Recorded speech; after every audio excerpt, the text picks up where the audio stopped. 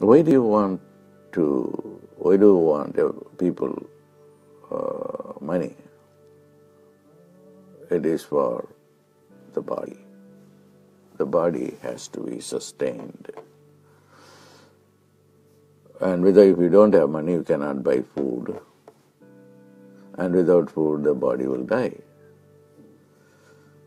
The next thing is, if you don't have money, you cannot have a shelter. And without a shelter, where can you live? So you need money to buy, to pay rent or mortgage or whatever for the house. Then you need money to go to the doctor or buy medicine. And so if you look at the whole life, it all centers around the body. And what is the body? Is the body bad or good? There are two views. The body is bad because it's a result of karma. And when karma is done, the body is done. The body itself is karma. And what is the body? The body is the flesh. And the flesh is the body. That's why, I don't want to distract the train of thought, but I just remembered a very important contribution of Jesus. Jesus destroyed his body. And he did it symbolically and literally. Through the Last Supper, he symbolically destroyed it by breaking the bread. And also he went to the cross. So the body is the problem. We want everything for the body, and which is the flesh. And what is the flesh or the body?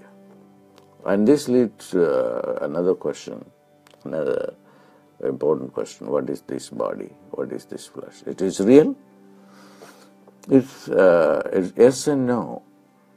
It is real because we feel it. We feel that the body exists. There's the hand, and then it exists, and the face exists. But on the other hand, it does not exist too. So body, when you look at the body as just particles of light, then you don't see the body as the flesh. It is particles of light, and then you are not stuck in, say, I'm in London, now I'm not in London, I'm everywhere. But that orientation doesn't happen to everyone. Okay. So, in my understanding and experience, I accept the view that body has given to us for a purpose. What is body? The flesh. And what is flesh? The Maya. Maya is that which does not exist. It's an illusion. The body illusion has been given to us for a great reason. And that reason is to understand the limitations that we have, to understand Maya. And it's so you cannot separate karma, Maya, money. All are in the body. They are all linked to one another. So the whole life should be a penance, so to say, or a process, to put a more humble terminology, a process to understand who you are and how you have to live this life.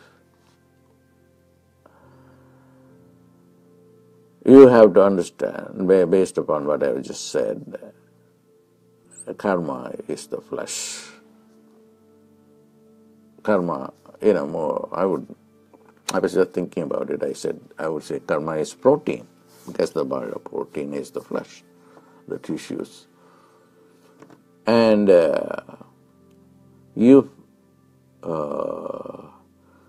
and that is an illusion. It is not real. And the whole life should be spent to understand the flesh itself, the protein itself of which we are made of, which is an illusion. And in order to do that, what you have to do is you have to really be conscious of the purpose of life.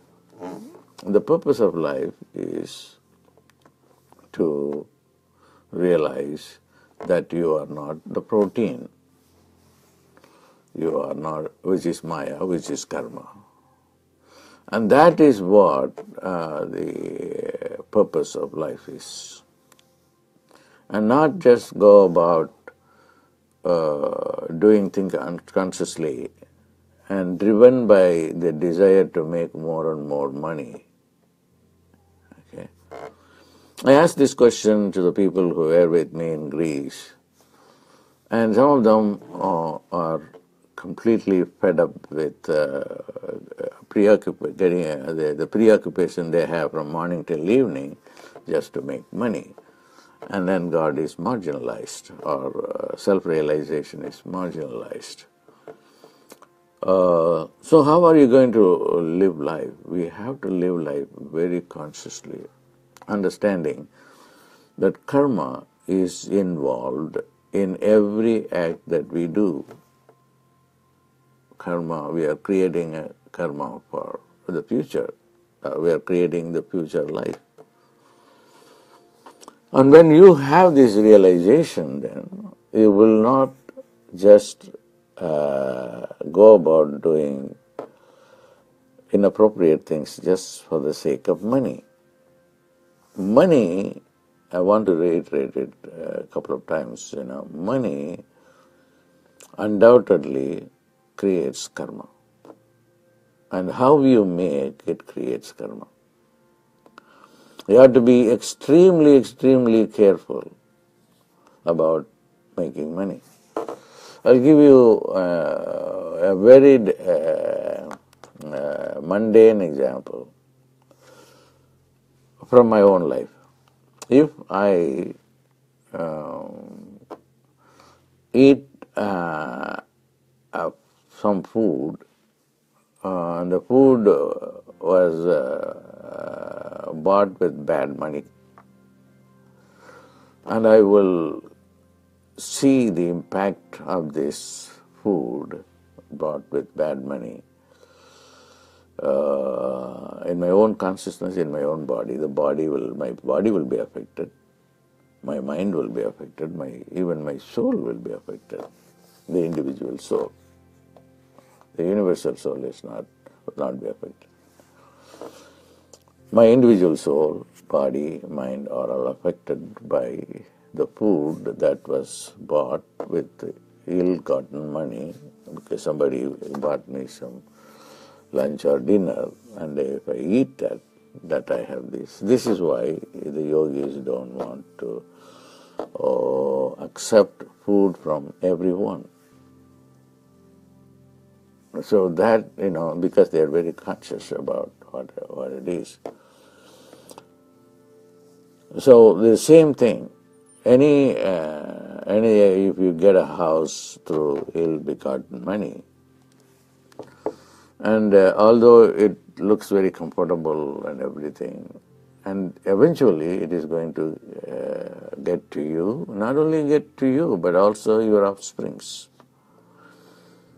This is a very, very important concept.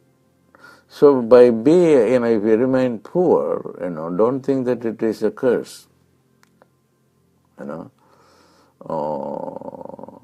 It could be, God made you that way, or to understand karma, or so that you won't